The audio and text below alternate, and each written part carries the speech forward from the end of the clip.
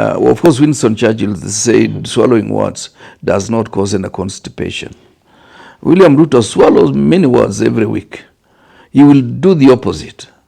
Apart from resurrecting individuals who passed on, having a discussion, agreeing on pieces of land, visiting Narok, and saying so many things and skirting around the issue of the 6,500 acres that made 6 people to be killed. Reportedly, that's what we are told, by being shot at through the head by Askaris. He skirted around. He went to Chelugate farm. He went to other farms. He left that particular farm in Sunkuli's constituency. He should have told us whose farm was it. Yeah, he should tell us these 5 acres here at Talanta, whose name, who was given the 5 acres, the hotel they are building, who is building and for who. But he will not tell us that. For those who have done psychology, psychophancy reduces the capacity of an individual to reason. And therefore, I don't really want to blame those who are saying it was stage managed, because they are playing the role they ought to play, to be psychophantic to the extent that they become absurd, because it's bordering on absurdity. How else can you explain a whole member of parliament invoking such a claim that somebody is stage managing abduction? How about the abduction of so many children, and some of whom have not come back, and some of whom we know were killed? You mean somebody can stage manage and kill himself? Cameroon Stadium is in the 10, Ekeyo Marakwet. It is not in West Pokot. So he lies until even the lie that is already obvious is a lie. People believe that there is Cameroon Stadium in West Pokot. In fact, at random, if you had to ask Kenyans, where is Cameroon Stadium? West Pokot. Lying with a straight face. Yes. But you look at the eyes, then you know that he has realized he's lying. Where does this money come from? When we know the salary of a governor is 1 million. Salary of an MP is about 750,000.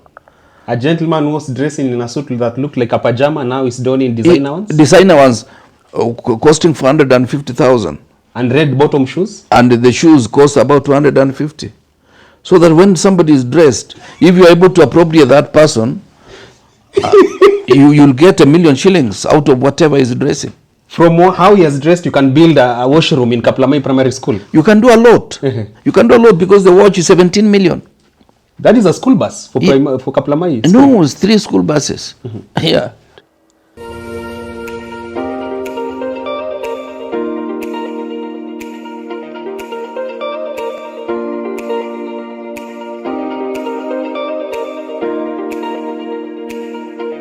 I am absolutely delighted to have your company on Richard Mwenja Exclusive. We continue bringing home conversations that are shaping Kenya's political and governance landscape. I am not alone in studio. I'm with my resident analyst here, co-partner. We do this show together.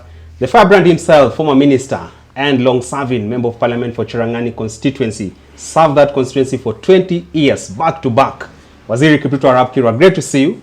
Well, it's also my pleasure, as always, because they are interesting moments, and this is a moment that you do not want to let go without filling that space with useful thoughts, suggestions, and how this country can be improved by collective effort of all of us. Yeah. Most of our followers and people who support our work find you much more of a presidential material. Why are you yet to heed to that endorsement and probably toss yourself for that particular ticket? Well, that will create a lot of confusion. Or rather, we support others. You see, they say greater men, great men stand on the shoulders of greater men. So if somebody can stand on my shoulder, present himself as part of a team, and give us a good job as a president, knowing very well that the resources that we are dealing with belong to the people of this country in equal measure. Whether you are a leader, whether you are an ordinary resident, a young person, an old person, these resources belong to us. And any time we incur debt, you are incurring on behalf of Kenyans living today and also posterity. So it is onerous upon any person given a chance to serve to realize that it is a privilege is not right. And that privilege must be infused with divine intervention to make sure that whatever you are doing it for your people, for your citizens, and also for God. Because we serve God through different dimensions. There are those who serve God by singing nicely in the church. There are those who serve God by praising Him. And there are those who serve God by preaching messages, and those who serve God through service to the rest of mankind. Or maybe as intercessors for the state.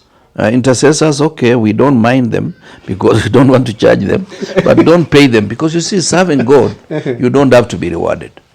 No brown envelopes? No brown envelopes, otherwise you become commercial intercessor. Otherwise, the real intercessor must intercede without any exchange of cash whatsoever. Just like a public service, or what we call corporate social responsibility, or returning to society, whatever society has gifted you, you should not expect to be given money, because it's not pension. It is something that, yes, you have this experience. Can you tell us, so that we don't make the same mistakes you made? That is how I look at it. Rightly put, Waziri. And today now the starting point of our conversation has to do with our deputy presidents, the former and the current. Both of them seem to be drawing lines on the sand. DP Kithure Kindiki calls out Gachagua, saying, you should not threaten us. You do not even have the gravitas to do that in the first place. We shall tame you. On the other hand, Kindiki believes you are just but a yes, sir, co-president, and that won't really yield too much for you in the fullness of time. Yeah. What do you make of this entire situation of both deputy presidents really drawing sands in the sun? And how is that going to even affect our current political temperatures? My own simple analysis, when I listen to Professor Kithure Kindiki, he seems to be getting some push from certain corner of State House or the apparatus of state, that you must also be able to tame this person, because they realize Rigathi Gachagua has grown faster than they expected. I think they expected, having removed him, impeached him, that he would deflate and disappear from the political landscape. But instead, he's become a monster with which they do not know what to do. And this therefore means Kindiki is being pushed. And for us, including Rigathi Gachagua, we are not interested in people who are opposed to us. We are interested in identifying the issues afflicting our society. And those are issues we are telling the system, please take care of this. I have not heard Rigathi Gachagua saying he is owed anything by Kithure Kindiki. I'm sure if given a chance, the two of them can be good friends. But because Kithure Kindiki is getting a push from certain corners of State House, he must say what he's saying. And in the process, he's marking the waters in the Mount Kenya region and also throughout the country. If there is somebody that I feel is totally misplaced, not because of anything of his own, but because of the factor that conspired to put him in that position against the wish of many Kenyans at that time, it is Kithure Kindiki. Because I remember in the run-up to the last general election, 2022, he was favorite to many people, including some of us. But at that time, not many people knew Rigathi Gachagua the way we now know him. So when the president picked on Rigathi Gachagua, we say it's okay, that is his running mate. And we went doing our own business. Only for him to disagree with him and make it that it is the first mistake he has made politically for the last 35 years. Yes, that mistake has actually cost him something. If William was to have a second term, I think the single most important person on the onslaught against the president today is one Rigathi Gachagua. There is nothing you can do to change that arithmetic. He's going to be in the position of Raila the time of Kibaki Tosha. Whoever is going to support, if he's not running himself, that person will be the next president. You seem to be passing the impression that by impeaching Rigathi Gachagua, Kenya Kwanza literally nailed themselves on the cross And even to this end, they cannot reverse that situation. They can't reverse, because even if the court was to pronounce that the process of Kindiki being sworn in is null and void ab initio, there is no way you can see Rigathi Gachagua accepting a position of deputy president. it will be anticlimax to many of us, because the daggers have been drawn, and the kind of insults across the board. I think it will be very hard to bring the two gentlemen together. That's the way I see it. I may be wrong, I may be right. Actually, we're talking about Kithure Kindiki and his future in politics. And from his boss, President William Ruto, he has really spoken highly of him, talking about, I have a DP who is calm, composed, and very sober, who doesn't do politics along tribal lines. To what do you owe this high recommendation from President Ruto? And do you think it's a sales speech or true reality of who Kindiki is and what awaits him in the near future? No, you could see the parallels he was trying to draw. Is to say Rigathi is a tribal, saying that he understands issues, is to say Rigathi Gachagua does not understand issues. So it was a speech full of sarcasm. Yeah, because I don't want to call it satire. Satire acquires another level, but it was just full of sarcasm. I don't, in future, given a chance, he can use the same words on Rigathi Gachagua, should they agree. On Kithure Kindiki? Yeah, on Kithure Kindiki, he will say, I have now, if he was to, they were to work again with Rigathi Gachagua, I have somebody who knows how to mobilize grassroots, he knows how to do this, he knows how to identify real issues affecting the people. That is the language. Kindiki was just but a lone voice in my cabinet. I mean, he could use even such justifications should they fall out. Yeah, should they fall out. Yeah, he will use the same words. You see, of course, Winston Churchill said, swallowing words does not cause any constipation. William Ruto swallows many words every week. He will do the opposite. Apart from resurrecting individuals who passed on, having a discussion, agreeing on pieces of land, visiting Narok, and saying so many things and skirting around the issue of the 6,500 acres that made 6 people to be killed. Reportedly, that's what we are told, by being shot at through the head by Askaris. He skirted around. He went to Chelugate farm. He went to other farms. He left that particular farm in Sunkuli's constituency. He should have told us whose farm was it. Yeah, he should tell us these 5 acres here at Talanta. Whose name, who was given the 5 acres, the hotel they are building, who is building and for who. But he will not tell us that. So he goes there, he goes to Meru, he condemns Rigathi, and he thinks he has resolved the problem in Mount Kenya region. No, he has not solved. They say that great leaders have a certain sense of shame in them, a certain reserve for shame. So that this guides them not to really speak from both ends of their mouth. What happened to President Ruto's sense of shame? Because you're saying he's more of a double-speak person. He is a businessman. And you see, when somebody is a businessman, he will actually convince you to buy a coffin for your mother when your mother is still alive. He's telling you are going to save in future because you know your mother will pass on before you. Then you take a coffin home and you don't know where to store.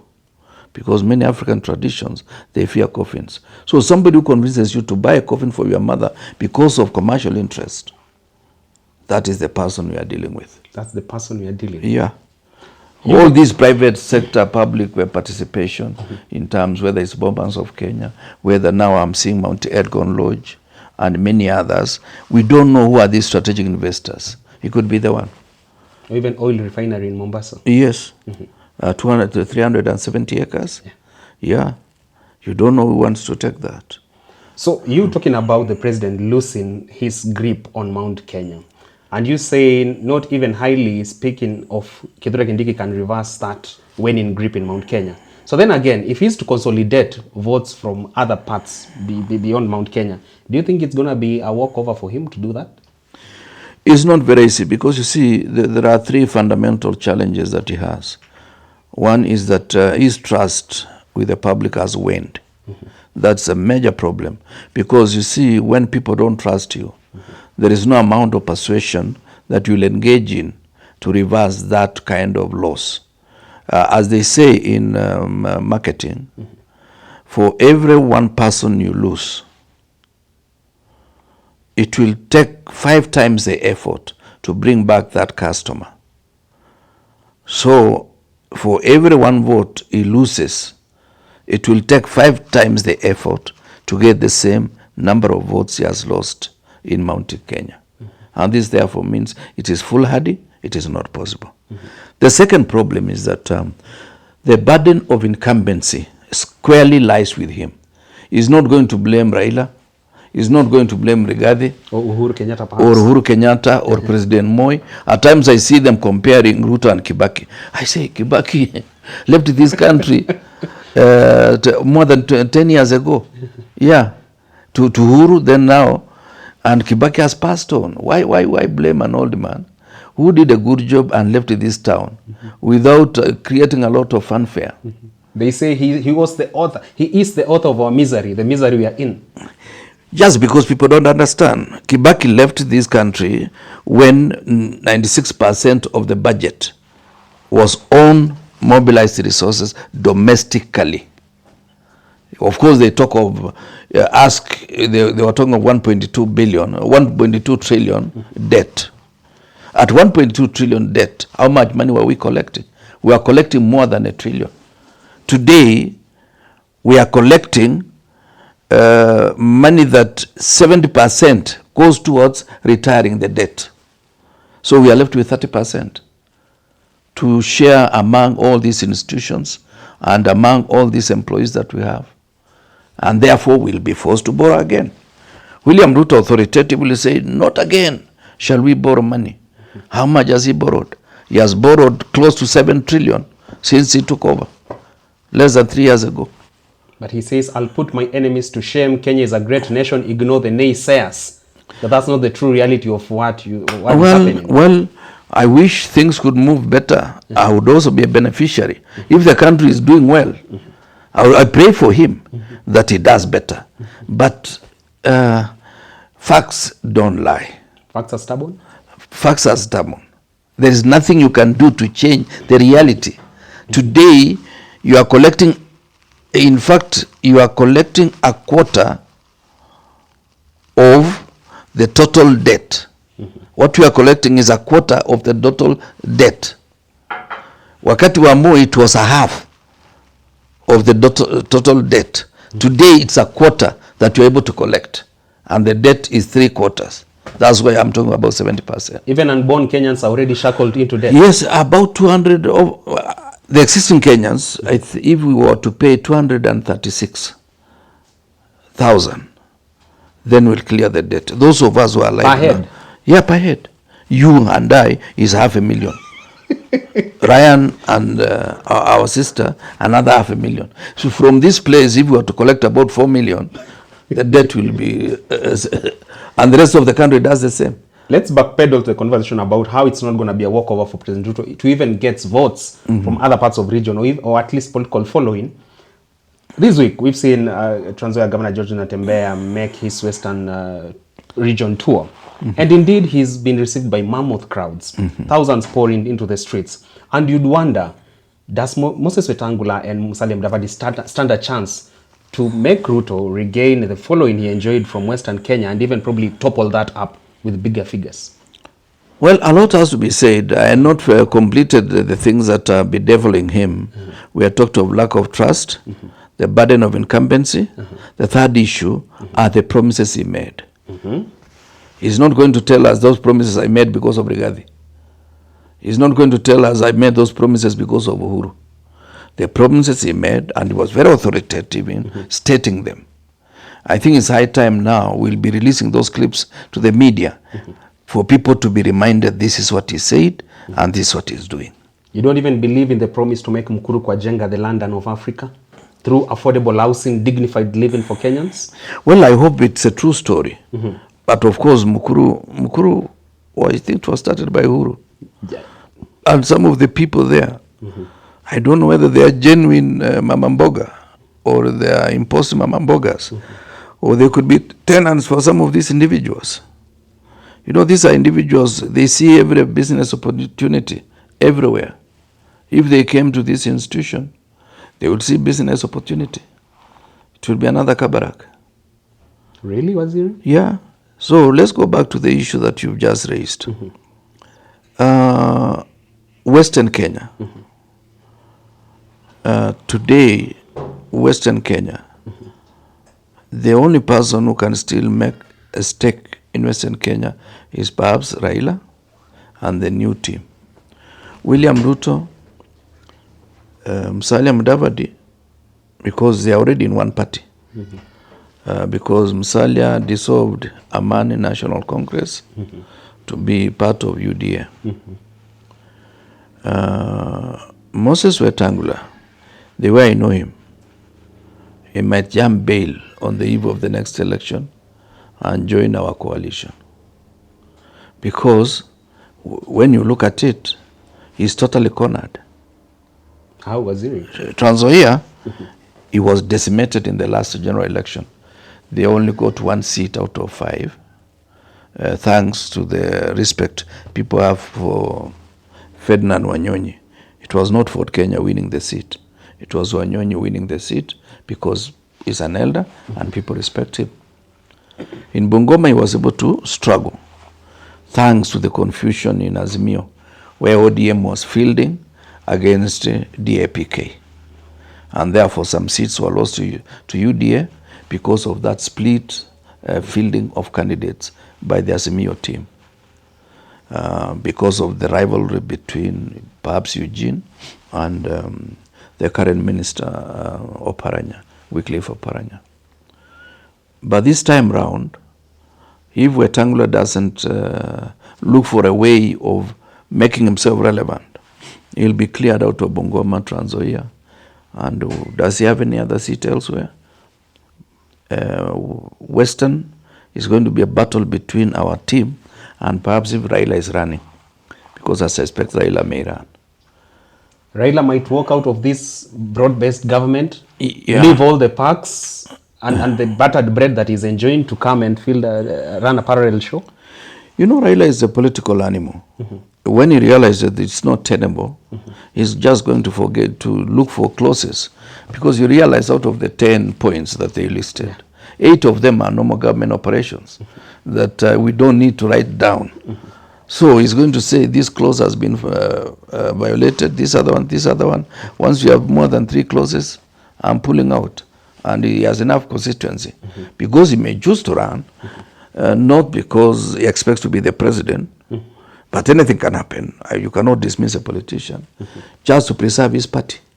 ODM. Yes, because when you are a presidential candidate, you are able to galvanize support and win more seats and get votes. But if you are not a presidential candidate, the party is going to go down. And right now, ODM is getting about 200 years and 187 million per year. I don't know how much next year. So that is, you can keep the party going, and he gets his pension through the party system.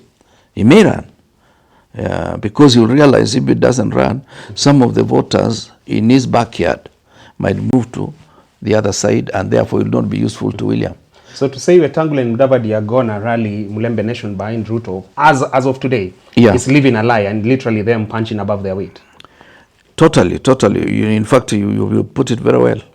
I don't see the two capturing any imagination of Kenyans in Western Kenya and some parts of Trans Nzoia. Yeah, the people calling the shots. Principal among them is George Natembeya. And other people allied to that equation. My prayer is that, yes, George Natembeya is riding high, but I hope it's not going to get into his head to forget that he still needs to run a second term in Trans Nzoia and have a chance to fight for other position in 2032. It makes sense. Yeah. Waziri, you argued on our previous edition that President Ruto is going to meet his biggest political Waterloo in 2027 on account of lies, on account of theft of public resources, arrogance, and abductions.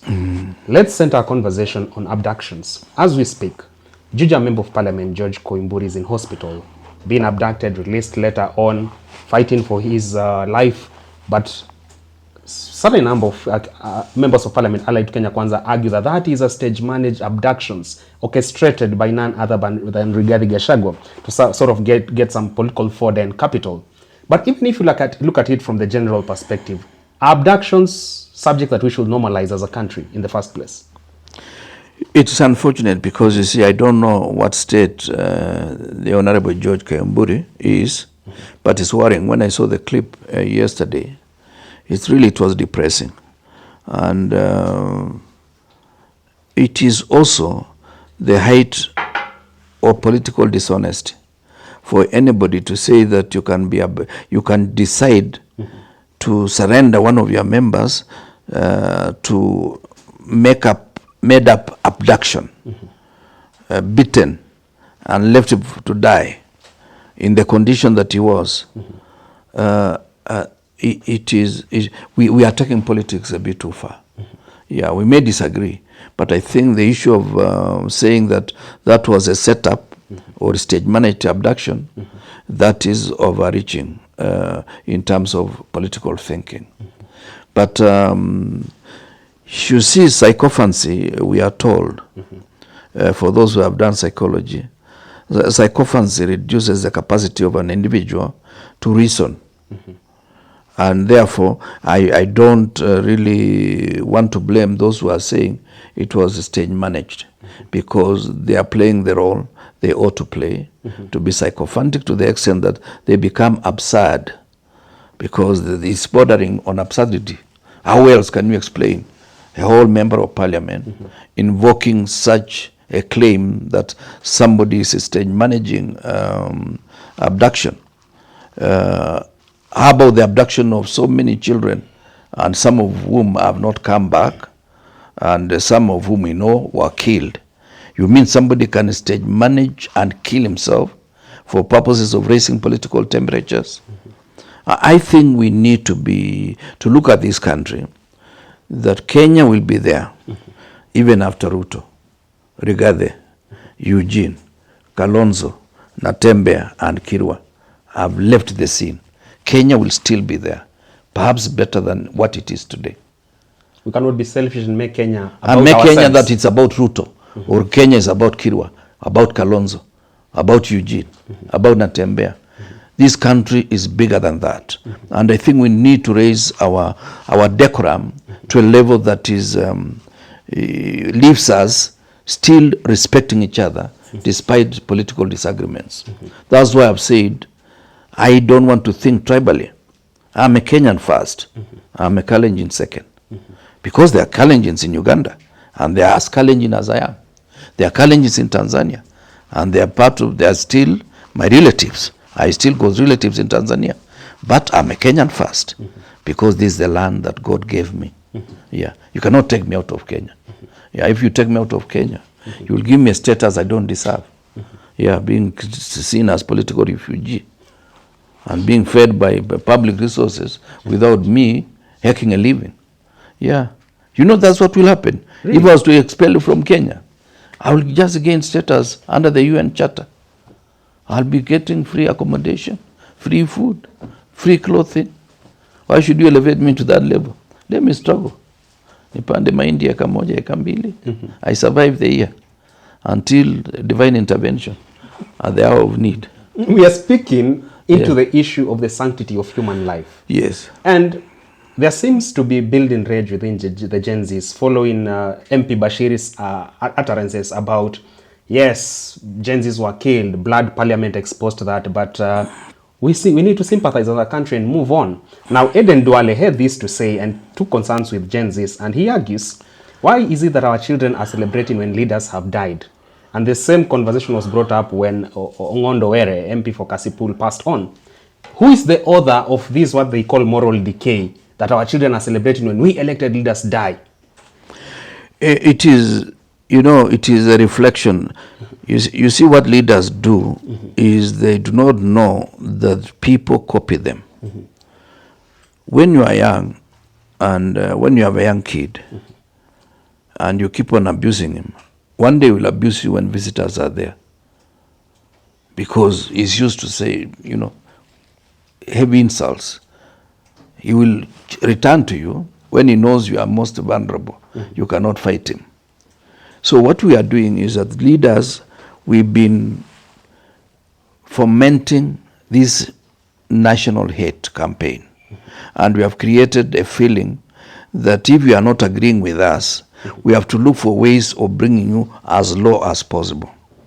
How would you explain a community that 2013 worked together seamlessly?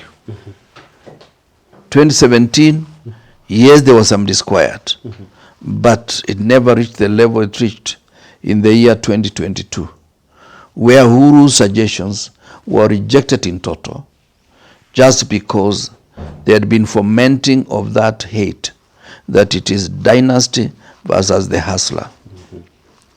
And was sufficiently ingrained into the minds of the people to the extent that people, if your father was a pastor, you should not be a pastor. If your father was a minister, you should not be a minister. If your father was president, you should not claim anything to the presidency.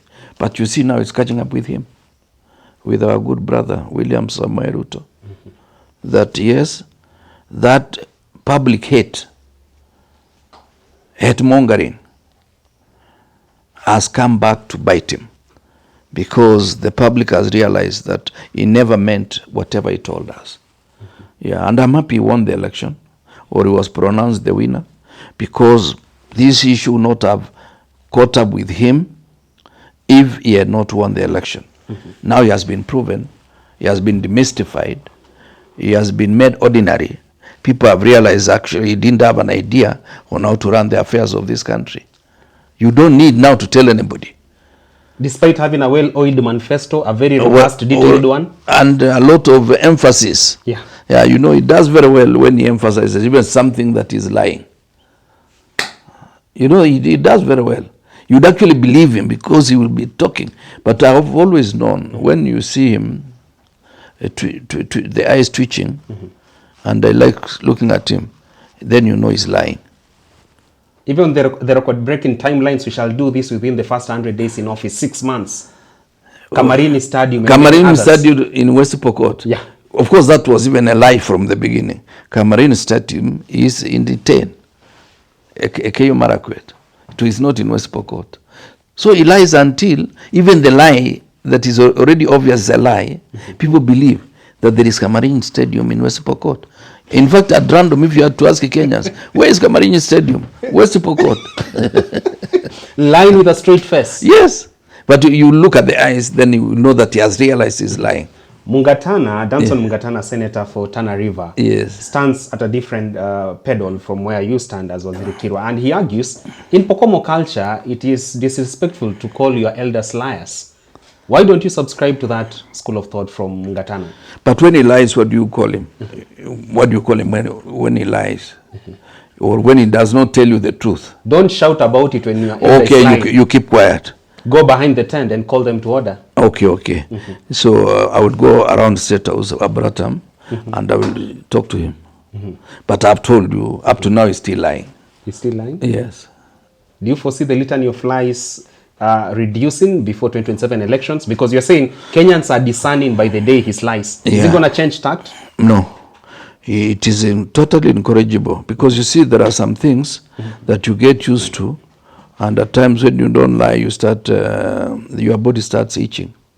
So leave it to him. That is his way of doing things. And it's not the first time. Even when he was MP Eldoret North, we knew he was doing about many things that were not true, including procurement of CDF projects through single sourcing. That you pick mabatis from this shop, you pick cement from this shop, you pick all the material from this shop. Then he goes behind and he gets a cut from what belongs to the public. So from day one, it has always been about graft. Yeah, he's done it. This Ngong Forest now is visiting. You remember the 292 million that he was taken to court about because of the same Ngong forest. He sold it to Kenya Pipeline. That's why Dr. Rotich left the country. Where is he? He's still out of this country. He was the MD of Kenya Pipeline. The processional way that you doubted when I told you, it has come to pass. Many people have confirmed. Yeah. Mother Karu has confirmed. That you are hating. Kabando has confirmed. Yeah. That Kiro is fighting their son from the rift. No, I'm not. I have nothing against him. But you see, when he lies, he's making life unbearable for Kalenjins, including my own grandchildren. Is that why you're saying even the young men from Kalenjin land have already decamped from him? They will not vote for him. Most of them. You're speaking into the issue of not tolerating graft as a country. Yeah. And Senator Cherargei seems to be borrowing from your school of thought. And he had this to say about Governor Natembeya, that the Trans Nzoia County MCS are a national embarrassment. Instead of beginning impeachment proceedings against Governor Natembeya over poor development, corruption, and poor governance, they are busy rolling out red carpet for him. As a country, we must choose either to use constitutional accountability mechanisms or normalize corruption. Tunasema tawe kabisa to corruption. How do you render the argument from Cherargei with regards to the fight against graft? Well, I don't know, but possibly it's weaponizing or politicizing an issue that should not be politicized. If there is graft in Trans Nzoia, let the wheels of justice move at their own speed. But let's not make it a political embarrassment where we go there, we ransack the house of a governor, and we make him look like he's a fugitive, knowing that even if he was guilty of any impropriety, he's still innocent until a court of law proves him guilty. And therefore, let's give respect to leaders. If today I wronged somebody, or I wronged an institution, I should be taken to court, but not by making me look like I'm a conman in the streets of Nairobi. It makes sense. That's the way I look at it. So Cherargei is saying it because it is politically prudent for him, or convenient, not prudent, for him to say whatever he has said. Would you argue that probably he only thrives in relevance? Cherargei, I find him like he's a seesaw. Today is here, tomorrow is here. The day after tomorrow is balancing. At times he falls off the rails. At times he says the right thing, but for a short period, then he changes again to those irrelevancies. So rarely you credit him with deeper thinking on national issues? I still doubt. He needs to mature, and he needs to reflect on issues before pronouncing himself on them. It is dangerous to open your mouth, say things that you have not considered, and say at the spur of a moment. At times when you are confronted by reality, take time, count backwards, then you say something. This is advice I can give to him. Waziri, before we talk about the wave of change that is in the horizon, let us backpedal to the conversation about abductions. You say that's one ground under which it will cement Ruto's downfall in 2027. Now, Kenya as a country is under the international microscope. We are being screened for excessive repression. When we're talking about even silencing those who are calling out the government, USA and many other nations saying we are going overboard. What is our outlook out there when it comes to human rights preservation? We're not doing very well. You see, we are part of a community of nations who need to keep certain standards. And once you accede, you either, if you are not part of the initial contracting entities, you can accede to it and you domesticate locally. And once you accede to certain international conventions and you domesticate them locally, you must keep to the rule. Otherwise, if you do not want, then you should not have been part of the community of nations saying human rights must be respected. Because in our constitution, the Bill of Rights is well pronounced. If there is somewhere the current constitution does have strongly focused, is the issue of human rights. So you cannot be talking about human rights in the constitution, but in the administration, you are going against the basic tenets of the constitution. This is something that we have to choose one way or the other. But because the constitution is the greatest document that we gave to ourselves and generations to come, we must respect the constitution. not the constitution alone.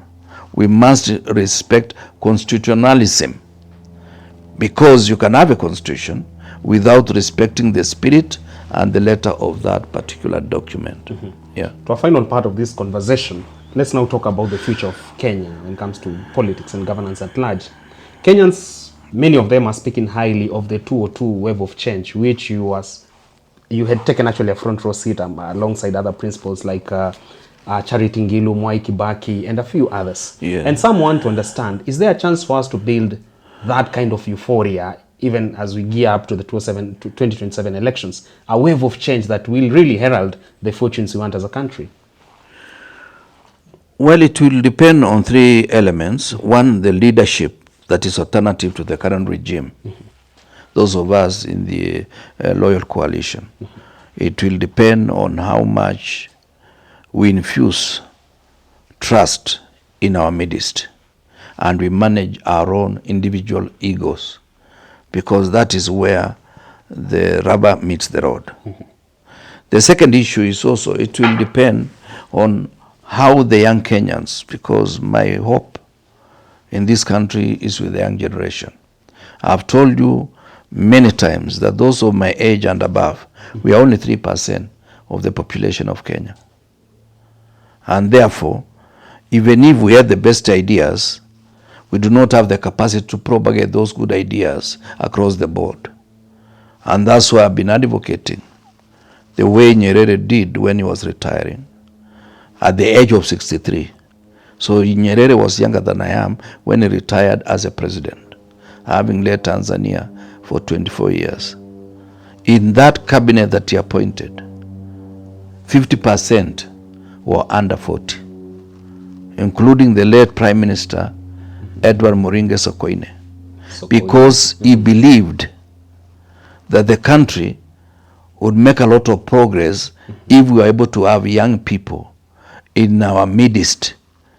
Because in his own wisdom, he said, for the last 24 years, I've been with most of these people. And if I hand over the country to the people I've been with for the last 24 years, there is no new idea they are likely to infuse into the body politic. This therefore meant he has to bring in younger people.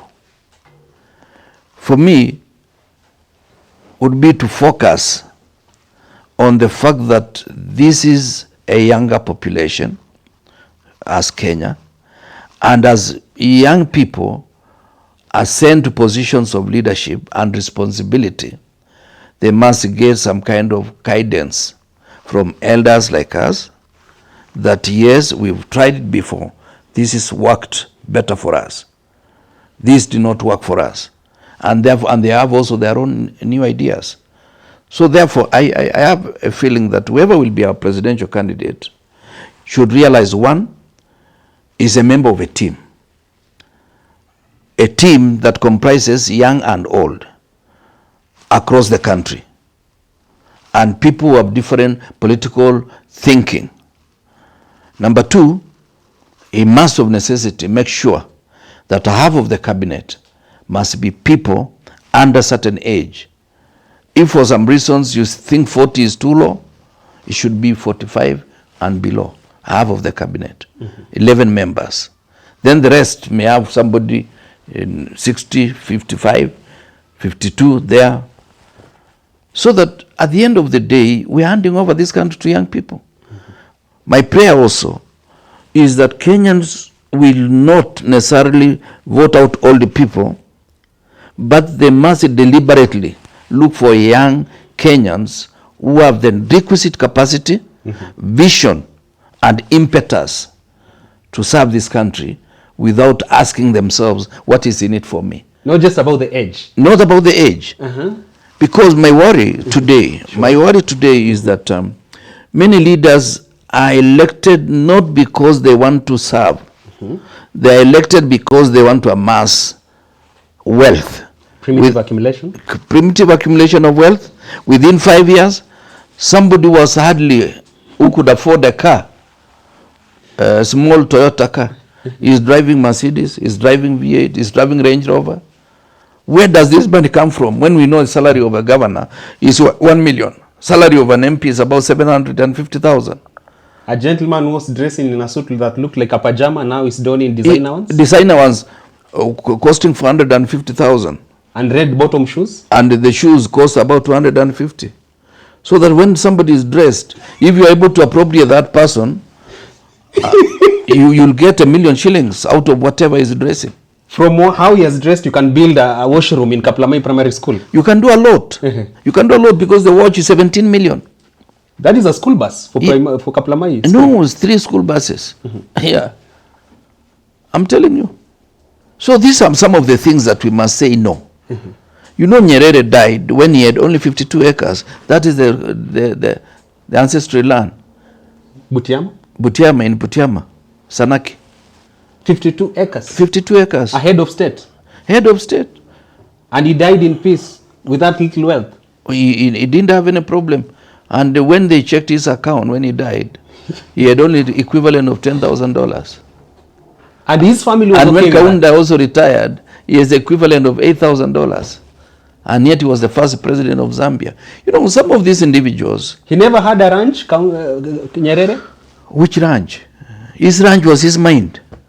He wrote 50 books. You know, some things when I tell you about Nyerere, you think I'm making up a story because I was a villager around his village. He never had international airport in his ranch? No. Or even intended to build one in the first place? No, there was none. In fact, it was Musoma. Musoma is about, I don't know, I think 28 kilometers from Butiama. You can Google that. Yeah, that was where the international airport was. True to service. Yeah, true to service. He understood this was an opportunity to serve. Some of the one of the houses that is still there, he built when he came back from Kerere. He built a house using his salary, and he himself was involved manually in building that house. When he came back from Edinburgh, he built another small house for himself. And when he retired, it is Jeshi la Ujenzi wa Taifa that built the house for him. And he was telling them now, this big house, mimi si tembo ya kuishi katika nyumba kubwa kama hichi. I don't think he spent so many days living in that house. Is there a chance for a political class in Kenya to achieve such standards and noble acts? It must be social reengineering to change the attitude of young people like you, people like Ryan, to think that the most honorable thing is to earn through hard work. The Bible about says, living in Karen. No, living in Karen, you can live in Karen, but how did you get there? That is the question. Yeah, how did you get there? Don't get to Karen on the blood of the Gen Zs. Yeah, don't get to Karen on the resources of the public. Get to Karen through hard work. Not leasing our sugar mills. And no leasing or even leasing even the Mount Elgon Lodge that you are doing private sector. Oh no, achana. Anyway, to achayo. So you're talking about there's more than just age that needs to be factored in whenever young people in leadership. Have ambitions Yes. Into elective leadership. You could be 70, but you have a young mind, a mind of a 35-year-old. Very innovative, fast thinking.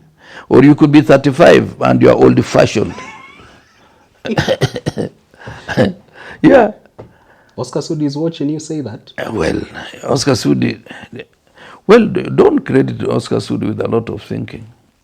We make. You are yet to get an honorary degree from whatever university that is out here, Arab Kiro.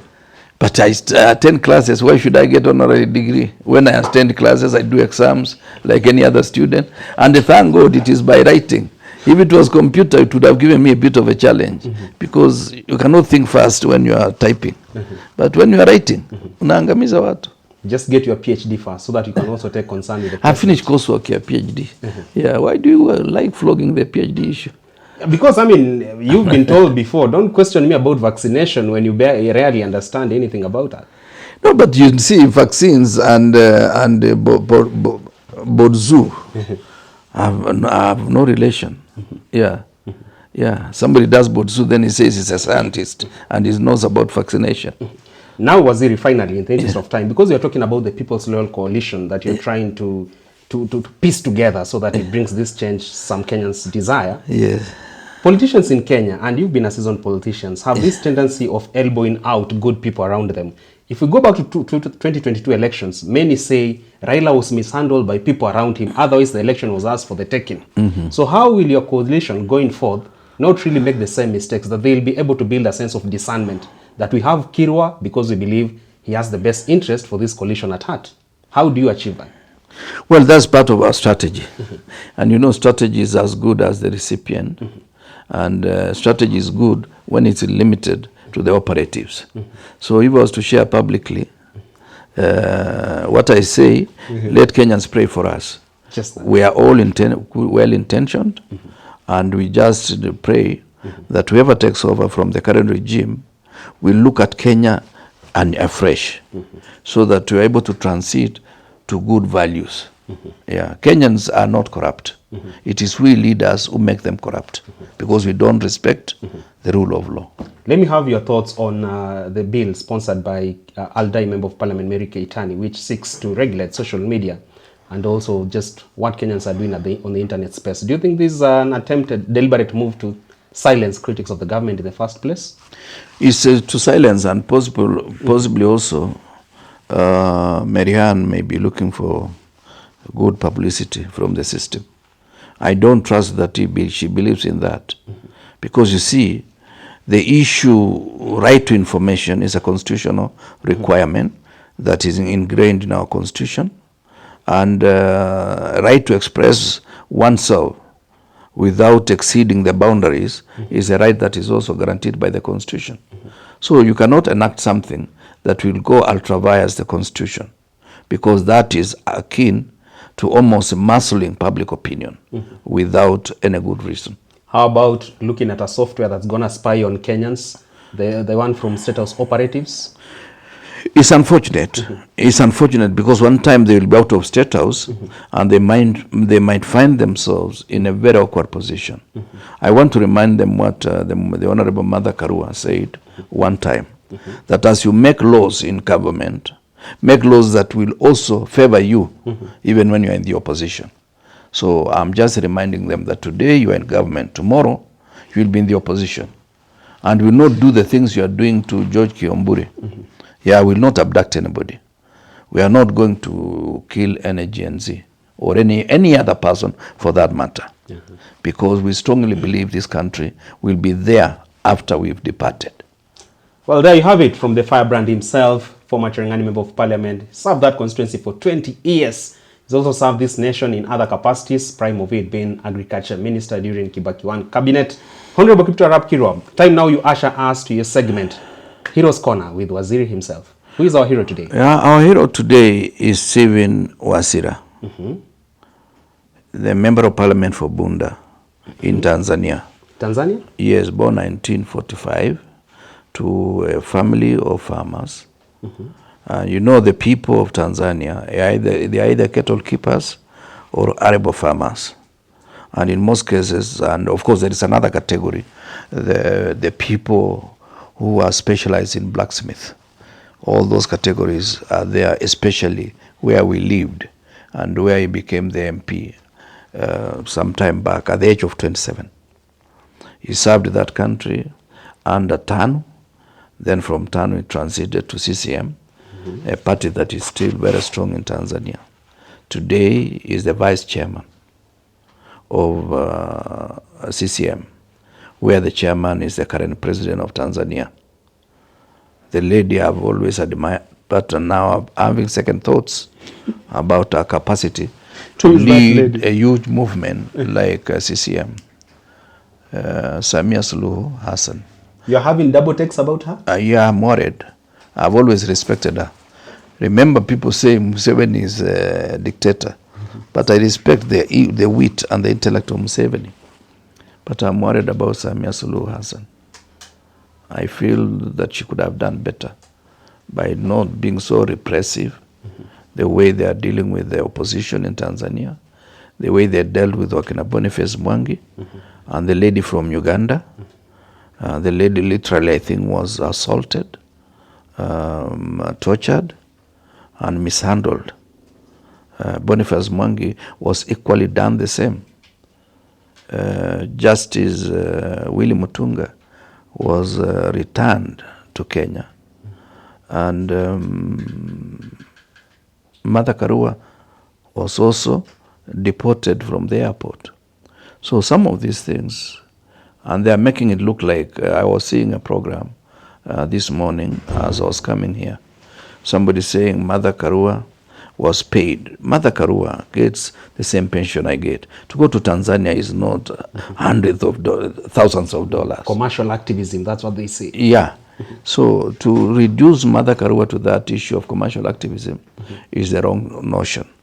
When we talk of Federation of East Africa Community, it is a federation where we need to allow free movement of goods and services and individuals. So we cannot be saying we are in East Africa on one hand and we are outside East Africa because there is election in Tanzania in October. No, what we should do is to accept East Africa. I'm saying my hero is Stephen Wasira because I respect him. I respect his capacity to think, to reason, and to bring debate and serious discourse. But of course, I disagree with him when he wants to reduce Martha Karua to a political activist. So I respect him. And of course, when I was there, he was one of the leaders of that country when I was Tanzania before 1972 when I came back to Kenya. Now at 80 and he's still going strong. He's going strong. That's why at 68, you should still allow me to occupy this space. You're still in this town? I'm still in this town. You, Oburu Odinga and Raila Odinga? No. They are not in my class. Oh. Those are people who are in primary in the 40s or 50s. But Oburu Odinga is just the youth leader. At his age, he's still a youth leader, so is Kirwa. No, I'm not a youth leader. At least I accept I'm an elder. And I resigned to that position. You don't claim to be a youth leader? No. Not even in Cherangani constituency? Cherangani constituency, they know me as Mzee. In fact, when they say Mzee, they know it's me. Although there are many older people than me. Yeah. But you're still in town? I'm still in town, and God is kind. Yeah, by the grace of God, we are still around. And we hope we'll be making our little contribution. So Stephen Wasira is somebody I respect. All right. Yeah. There you have it. And indeed, we really pray that God grants you longevity of life. Thank you. Don't you want to come for our weddings here with Ryan and the entire crew and even see our grandchildren? But after the wedding, how long will you stay? You want a holy matrimony? No, I would want not something one that have splits in there. No, I would want something that will be there longer. Yeah, I've been in that arrangement now almost 40 years. So will you make it? You don't want me to impeach my person after a few years no. into the marriage? What will I do with my daughter when you return her? You know, I'm a father of many daughters. Yeah. There you have it. Until we get to do this again next week, Tuesday, 7:30 p.m. with Waziri Kipchumba Kirwa. Do enjoy the rest of your viewing. Waziri, thank you so much for slating time and also giving us your insights. It's my pleasure all the time to share the little I know about society. All right. Asanteni sana for tuning in. We'll see each other next week.